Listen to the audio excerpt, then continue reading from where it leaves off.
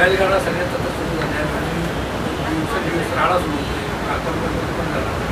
खरं तर मला या सगळ्या तरुणांना आवाहन करावंसं वाटतं की एक चांगल्या पद्धतीने बैलगाडा शर्यत चालू व्हावा यासाठी सगळ्यांनी प्रयत्न केले. आम्ही त्यांना पाठिंबा दिला. आपल्या राज्यात या बैलगाडा शर्यतींवर बंदी होती. एवढ्या प्रयत्नांनी जर हे बैलगाडा शर्यत शेतकरी राज्यासाठी बळीराजासाठी एक विरंगुळा म्हणून ते चालू केलेले आहेत, त्याला असं स्वरूप यायला नाही पाहिजे. सर्वांनी समजूतदारीने सर्व घ्यायला पाहिजे. असे बैलगाडा शर्यतीच्या निमित्ताने मारामाऱ्या होत असतील, मुद्दे पडत असतील तर त्या न झालेल्या बऱ्या.